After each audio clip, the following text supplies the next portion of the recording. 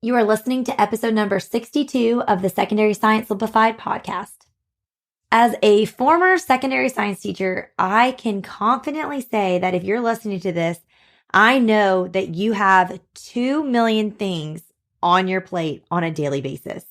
I can also confidently say that if your teaching experience is anything like mine has been, you have something around 45 minutes built in a day, 90 minutes if you are a lucky duck on a block schedule.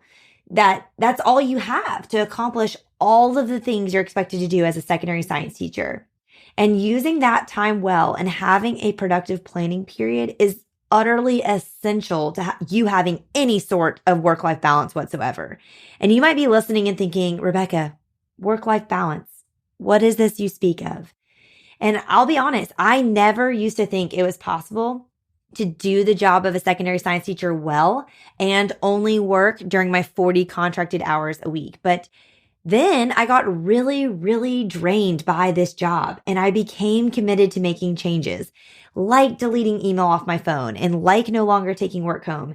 And slowly but surely, I was able to cut back on my work time from 60 hours a week to 55, then to 50, and then to more like 40 or 45 on average. And I did this all while managing 5 preps. And one of my keys to success was completely revolutionizing my planning period in order to maximize its effectiveness so that in that very, very limited amount of time I had, I could get all the things done that I needed to. And so there are 5 ways that I guarantee if you're listening to this, you can instantly have a more productive planning period if it's something you're ready to truly commit to doing. So are you ready to hear more? Let's get to it.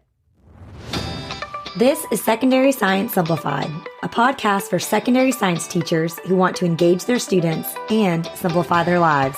I'm Rebecca Joyner from It's Not Rocket Science.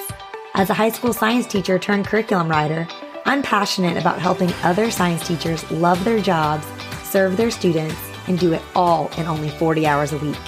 Are you ready to rock the time you spend in your classroom and actually have a life outside of it? You're in the right place, teacher friend. Let's get to today's episode.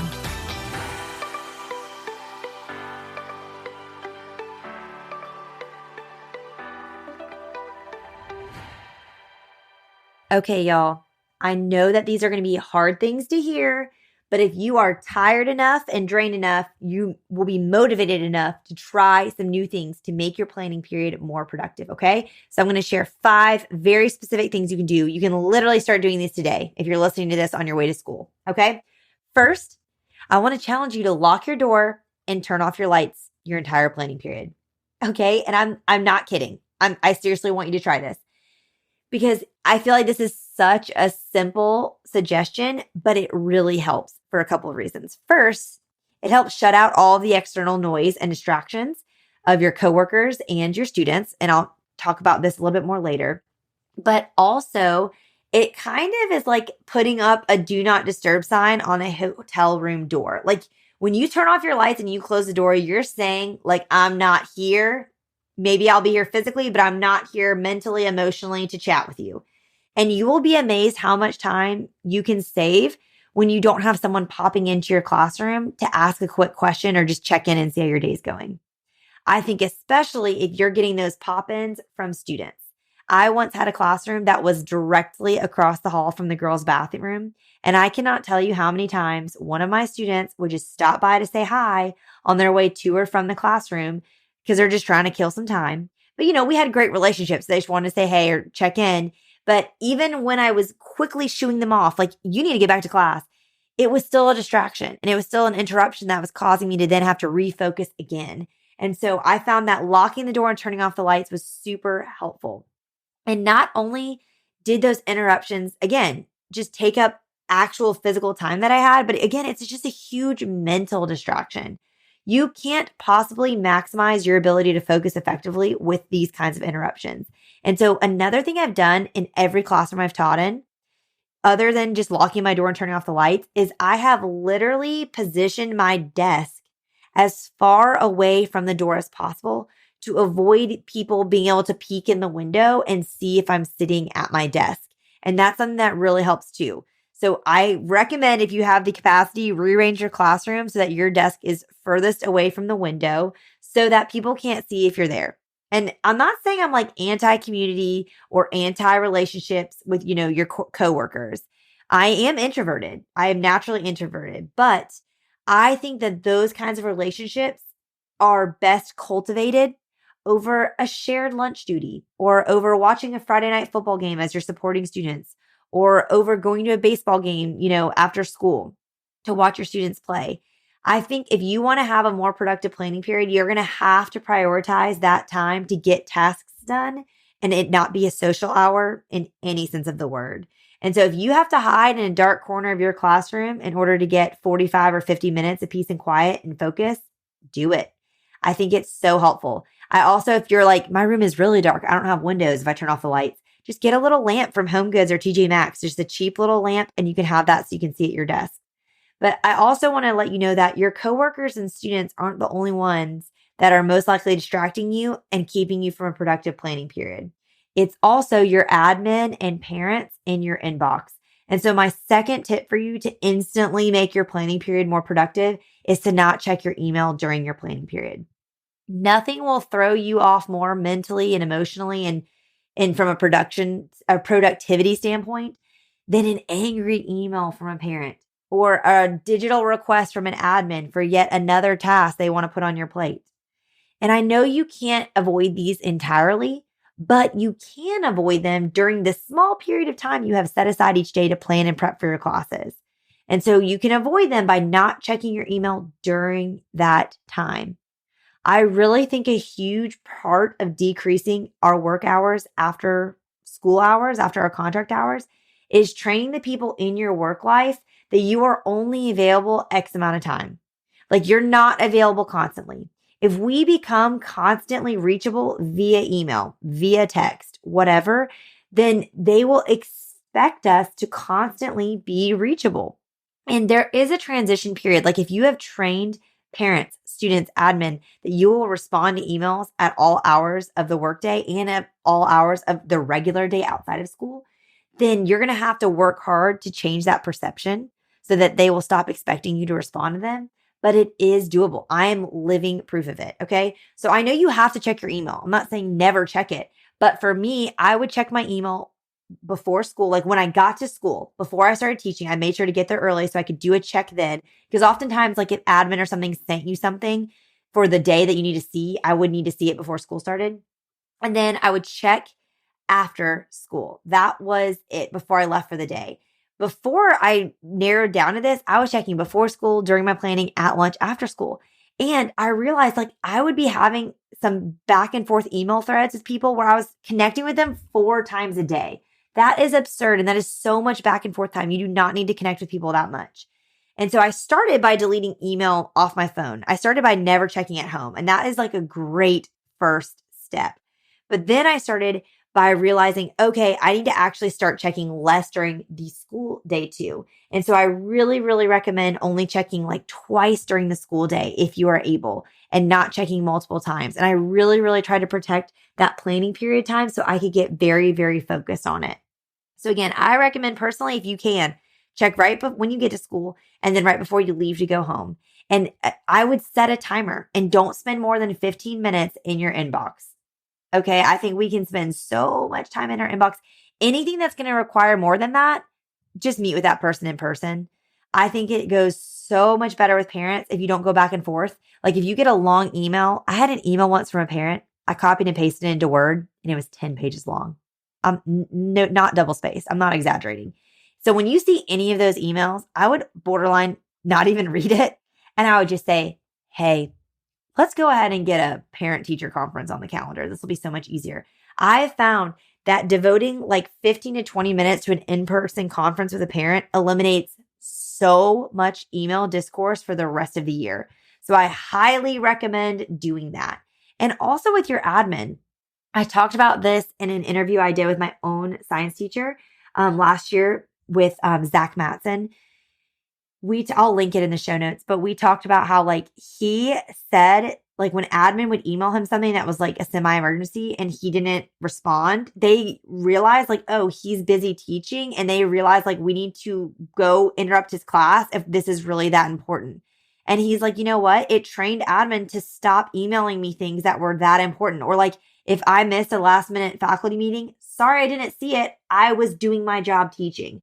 And he's taught there for 10 years or 20 years now, but you kind of earn that rapport. But I just think it's good to train admin. Like, I know you may have a lot of schools, but if it's a true emergency, like, it should not be sent in an email. That's all I'm going to say about that. I'm already going on a tangent longer than I want to about this, but I really want to challenge you. I know you may be thinking like, I'm only in my inbox for 5 minutes, but if your planning period is 50 minutes, you just spent 10% of your planning period on an email.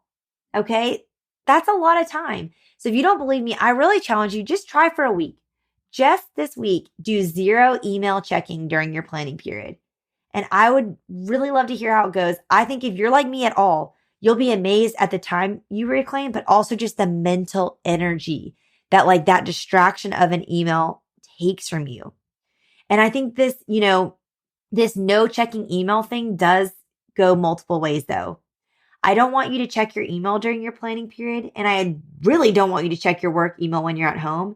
But I also want to challenge you guys. Don't check your personal email and messages at work either. Okay. So that's my third challenge for you. During your planning period, don't look at your phone. Okay. Save that for lunch. I like to check in with my personal messages during lunch while I'm eating and I'm taking like a brain break from work.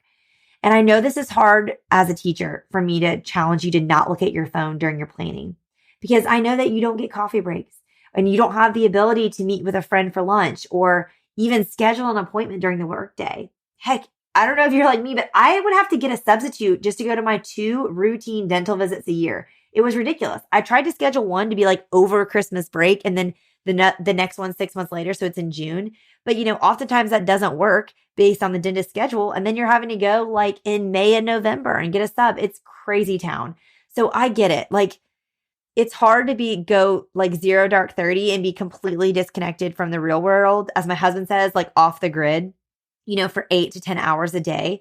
But I really want you to protect your planning period and save the check-in with your personal messages for lunch. I know that you don't like being locked away from the outside world for 10 hours a day. I get it. But I really believe if you're willing to not look at your phone, you can have a more productive planning period. And I think it's because our phone becomes just a rabbit hole of mental distractions. 1 minute you're just responding to a few texts, that you got from your spouse or you got from a friend or from your mom or whatever. But then next you're thinking about your kid's orthodontist appointment because you got a reminder message about that. And you're like, oh, I need to go reschedule that. And then next a calendar notification pops up that you need to take your dog to the vet so that you can get their prescription refilled for their flea meds. And then if you're like me, it turns into a not so quick scroll through social media. And before you know it, you've burnt through 15 or 20 minutes of your planning period. Y'all, it's not worth it. None of that is worth it. It's not of substance. And I know this is so hard, but I really want you to try it. I personally, y'all, because I was so tempted by my phone, I had like the little skinny desk that's like or the skinny drawer in your desk that's kind of like right under where you sit. Mine always had a lock on it. I literally would lock my phone in there at the start of the day so that I wouldn't be tempted because I was just so tempted to grab it. And then if I could make it to lunch without looking for it, I was like, I got to reward myself. And so if I could make it to lunch without unlocking it, that's when I would spend lunch like scrolling and letting that be my little brain break reward. And it really worked like a charm. Or if I got through all of my tasks that I planned for planning period and I still had time left, then I could look at my phone then and make that some motivation too. And I just really, really want to encourage you, protect your planning period at all costs, physically by locking your door and turning off the lights, mentally by, not checking your email from parents, and emotionally too, by not like getting disconnected and distracted by your regular life during your work lifetime. Okay. Use that time. Save the mental scrolling for your lunch break. Okay. You can have one hand on a sandwich and one hand on your phone for your whole lunch break. Okay. So those 3 tips are the first of 5. And those are really about protecting your time in order to maximize the very few minutes you have. But then the next 2 tips are more about how to best use the time that you do have and use it well. So we're first going to protect our time. Now let's use it well. And these 2 suggestions are for you. Okay. So first, time block your period to force yourself to focus. Okay. So take a week to do some action research. Hopefully, if you've been listening to the episode so far this year, you've already done a time audit. But if you haven't, use this week and time yourself and see how long it takes you to do certain things. Okay, so time yourself. See how long it takes you to grade a set of bell ringers, how long it takes to grade a set of labs, how long it takes for you to prep a lab, how long it takes for you to lesson plan for one of your classes for a week, how long it takes you to update, your website or input things into the grade book. Time them. And I know that like not all labs are created equal. Some will require more prep. I get that. But this helps give you an idea of if you are like completely focused and not distracted, how long does it take you to do something? And then use that as a way to estimate how long it's going to take you to do different things during your planning period. And then you can chunk up your planning period into smaller pieces and use a timer to work within those time blocks. Okay, so for example, in a 50-minute class period, I know that it takes me less than 5 minutes to grade a class set of bell ringers. And if I have like 3 sections of biology, I can honestly probably grade all of those if it's the same bell ringer still within 5 minutes. Okay, because you're just batching and you're doing the same thing. So I would block out my 50-minute class period. I'm going to spend 5 minutes grading bell ringers. I'm going to spend 10 minutes grading an assignment that I collected, yesterday from students to give back today. I'm going to spend 10 minutes prepping a lab for the next class period. And then I'm going to spend 25 minutes maybe writing lesson plans for the next unit for whatever class it is. And set timers. Okay. And when that timer goes off, if you're only halfway through, you're like, I need to hightail it through this now. I'm spending way too much time on this because this should only take me 10 minutes. And I'm telling you, you'll be amazed at how much more productively you work under time constraints when you know that there's a timer coming. I cannot tell you how many times I've been writing a podcast episode or a blog post and my timer goes off for how long I've allotted to do it. And I'm like, OMG, I'm only halfway through this. So then I give myself another 5 minutes and maybe I do the first half in 30 minutes and the next half in 5 minutes. Like your brain will turn it on when it knows it has to. Okay. So again, time yourself and see how long it takes you just as a standard. Use that as your control group and then use that as you're planning how you're going to spend your class periods.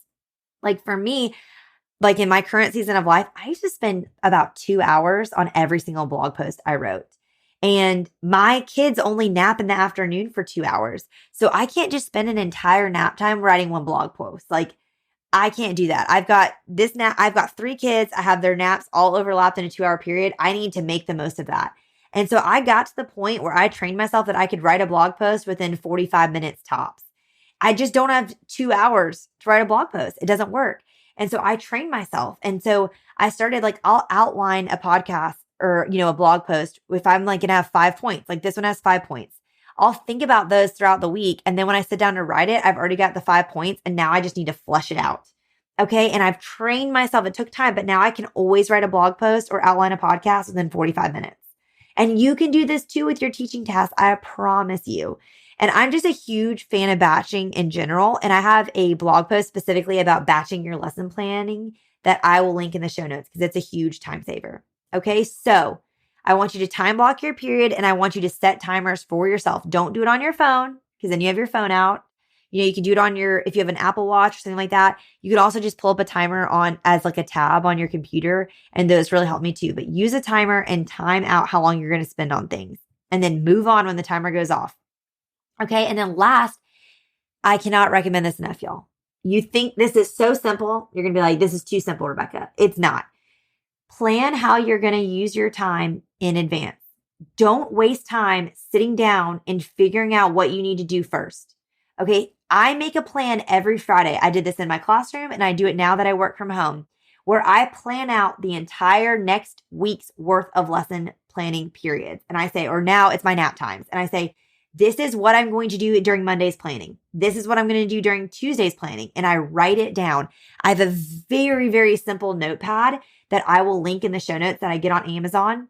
And at the end of the week, I do this and I write out what we're going to do Monday, Tuesday, Wednesday, Thursday, Friday. I write it out. And I even make sure, if I'm at school and I'm planning on only checking my email twice, I write down in my little block, email check AM, email check PM. So I can cross those off. But then I plan out the planning period. And it helps so much so that when I come in Monday and it's my planning period and I'm like, okay, what do I need to do? I don't spend 5 minutes figuring out what I need to do. I look at my little to-do list and I'm like, okay, perfect. This is what I need to do. Today, my kids went down for a nap. I looked at my to-do list and I'm like, okay, I already outlined 3 podcast episodes. I need to record 3 podcast episodes while they're sleeping. And the other thing I love to do, y'all, is I love, like, let's say it's a Tuesday and tomorrow morning when you get in, you need to check your email. And then during planning period, you're going to review your lesson plans for, chemistry next week, and then you're going to grade something. I love to set up my desk before I leave. So I will pull up the tabs on my computer for like email, the lesson plans I'm looking through. And then on the center of my desk, I'll put the stack of like primetime bell ringers I need to grade when I get in. And so that way, when I walk into my classroom, it's right there. Like this morning for me, or this afternoon, I guess it's afternoon now. But when I walked in to record these podcast episodes, I already had the software pulled up. And then I had the 3 outlines that I'd already written for the 3 episodes I need to record. And I had my email notifications already silenced so that as soon as I walked in, it was already here. I start recording right away. And then after it's done, I'll unsilence my email notifications so I can check in there. But I really recommend, we talked about this in one of the earlier episodes this year, but like starting well and ending well. And one way you can start well in your day-to-day lessons and your day-to-day life as a teacher is by ending well and setting yourself up for the next day. So before you leave school for the week, before you go for the weekend, plan out your next week. And then before you leave at the end of the day, go ahead and set up your desk space so it's ready for your next morning or your next planning period to jump right in, tackling what you need to tackle when you get there with no distractions so that you can walk in, lock your phone into your desk, and then start working. I cannot tell you how much this helps. Do not pass go. Do not collect $200. No distractions. Just your plan of attack, you in your silent, dark room with a locked door. That's how you're going to have the most productive planning period possible. Okay, I beg you. I know some of these may sound too simple, but they're not. They're not too good to be true. Please try these. Please try one at least, if not all 5. And then let me know how it goes. I want to hear from you. And I just want to encourage you that like it is possible to use your work time more efficiently and productively so that you can leave work at work and have a life outside of it. I am living proof of this. And I started this podcast and I wrote my professional development course so that I can cheer you along the way in doing this and experiencing this for yourself. And the last thing I'll say before I let you go, if you try all these 5 things and you're still really, really struggling, I want you to tune in next week. I have a special guest episode that's airing. And it's an interview I did with an ADHD life coach. And I'm not saying that like if you struggle with this, you have ADHD. I cannot diagnose you at all. But what I am saying is one of you reached out and you said, I'm a secondary science teacher with ADHD. I need help on like how to do this and not get distracted. And how do I do all the things we do? Because again, like as secondary science teachers specifically, I know I'm biased and I'm sorry if you're listening and you teach something different, but like I think we have the most on our plates of any teacher. We have the most like things that we're juggling in terms of like lesson planning and grading like every other teacher and professional development and meetings and all that. But also as a science teacher, you have labs you have to prep and grade and keep stock of inventory for. And then also as a secondary teacher, as high school teachers, we're all coaching or like running 5 clubs, so there's just so much that goes into it. And so that's a lot, especially if you have ADHD to like manage all of that and balance all that. So a teacher reached out to me. I found an ADHD life coach to interview, and our episode's going to air next week. And she has so many great suggestions for teachers with ADHD, but honestly, they are applicable and helpful for any teacher. And a lot of these tips transfer to serving our students who have ADHD. So even if you don't have ADHD, these tips, and I feel like in this episode will really benefit you in serving your students and thinking about how you can care for them well in your classroom. So I don't want you to miss that. To make sure you never miss an episode, be sure to follow the Secondary Science Simplified podcast, wherever it is you listen to podcasts. I know then when I'm in Apple Podcasts on Mondays, like this podcast pops up. It's like refreshed that it's there every Monday, like the new one's here. And that's why you can make sure you don't miss any. And if you're looking for any links I mentioned today in the episode, you can always grab those in the show notes at itsnotrocketscienceclassroom.com/episode 62. And please try out one of these 5 tips and let me know how it goes. I would love to hear from you. All right, teacher friends, that wraps up today's episode. If you're looking for an easy way to start simplifying your life as a secondary science teacher, head to itsnotrocketscienceclassroom.com/challenge to grab your classroom reset challenge. And guess what? It's totally free. Thanks so much for tuning in, and I'll see you here next week. Until then, I'll be rooting for you, teacher friend.